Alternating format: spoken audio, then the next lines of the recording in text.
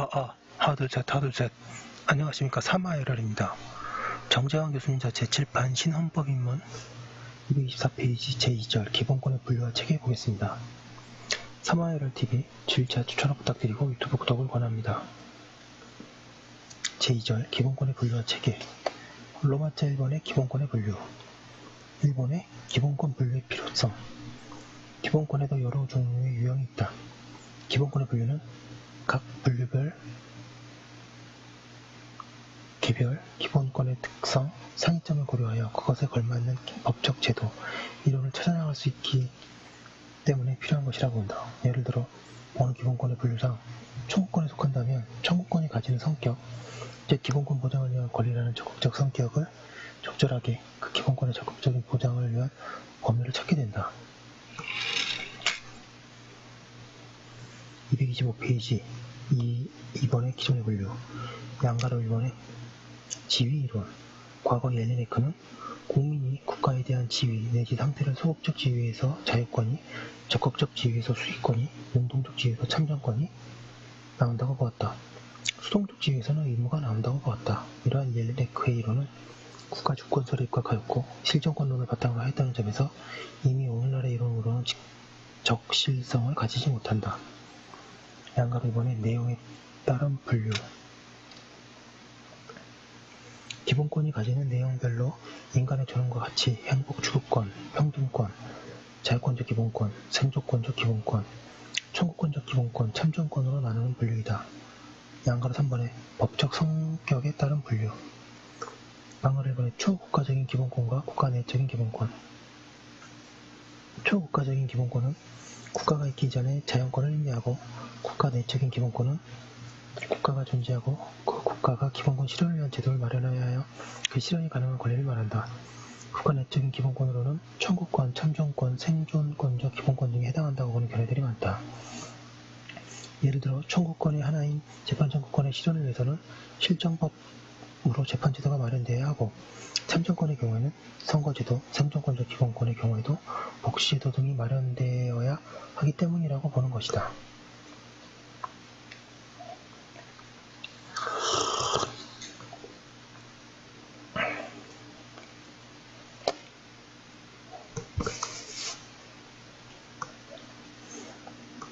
방가로 2번에 진정한 기본권과 비진정한 기본권. 진정한 기본권은 공권으로서의 기본권을 말한다. 비진정한 기본권은 헌법이 일정한 질서나 제도를 규정한 데 따른 반사적인 효과로서 누리는 이익을 말한다고 한다. 양가로 4번의 주체에 따른 분류. 기본권의 주체가 누구인가에 따라 인간의 권리와 국민의 권리, 자연인의 226페이지 권리와 법인의 권리로 분류되기도 한다. 양가로 5번의 법적 효력에 따른 분류. 현실적 기본권과 비현실적 기본권. 현실적 기본권은 헌법 규정 자체로 그 효력이 구체적으로 발생하는 기본권을 말한다. 비현실적 기본권은 헌법 규정 자체는 하나의 입법 방침으로서 그것으로는 바로 구체적인 권리가 실현될 수 없고, 입법에 의한 구체적인 조치가 취해질 때 권리로서의 효력이 발생한다고 보는 기본권이다. 이 분류는 비현실적 기본권으로 과거의 생존권적 기본권을 두는 견해가 있었기에 나온 것이다. 방가로 2번에 대국가적 효력만이 기본권과 대사인적 효력도 가지는 기본권. 전자는 국가에 대한 구속력만을 가지는 기본권을 말하고, 후자는 국가에 대한 구속력은 물론이고 사인들 간에도 구속력을 가지는 효력을 발휘하는 기본권을 말한다고 한다. 대사인적 효력 문제는 기본권의 효력 부분에서 중점적으로 다룬다. 3번에 검토와 분류의 한계.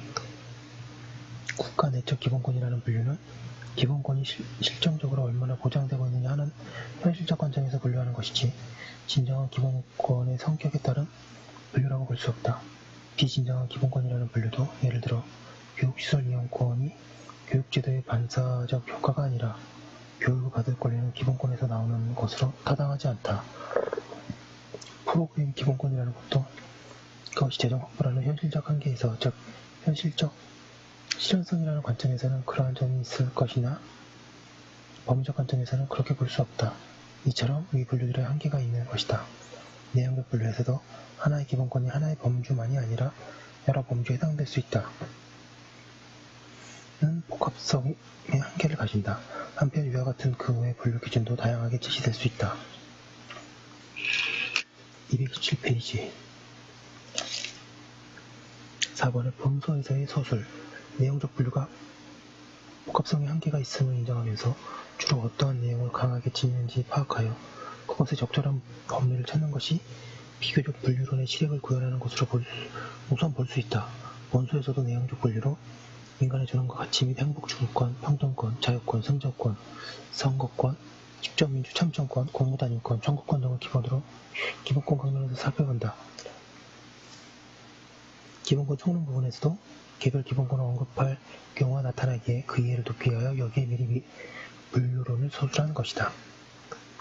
로마제 1번의 기본권의 체계 1번의 개념과 실익 기본권은 여러 개의 기본권들이 산발적으로 존재하는 것이 아니라 파생관계와 상호 연관성을 가지는 하나의 계통을 이루는 것이 요구된다. 즉, 주된 기본권이 포괄적 기본권으로서 하위의 여러 기본권들을 파생시키고 연관적인 관계를 형성한다. 기본권 규범의 체계적 구축의 필요성은 산발적이고 나열적인 기본권이 아니라 포괄적 기본권보다 구체적인 기본권들이 파생되어 나오는 체계를 이루게 함으로써 기본권이 효과적으로 확장되게 하고 기본권에 보다 치밀한 보호망을 형성하게 하여 보다 충실한 기본권 보장을 가져오게 한다는 데에 있다.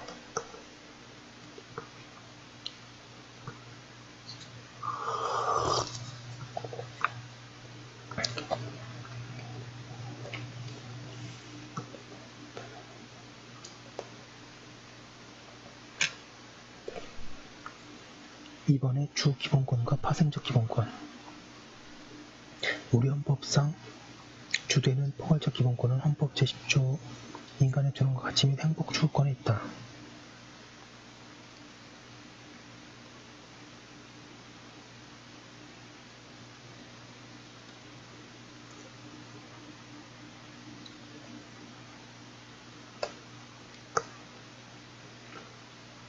인간의 존엄과 가치가 기본권이 될 수 없고 인면일 뿐이라는 견해가 없지 않으나 인간의 존엄과 가치도 기본권으로서 인정될 수 있다.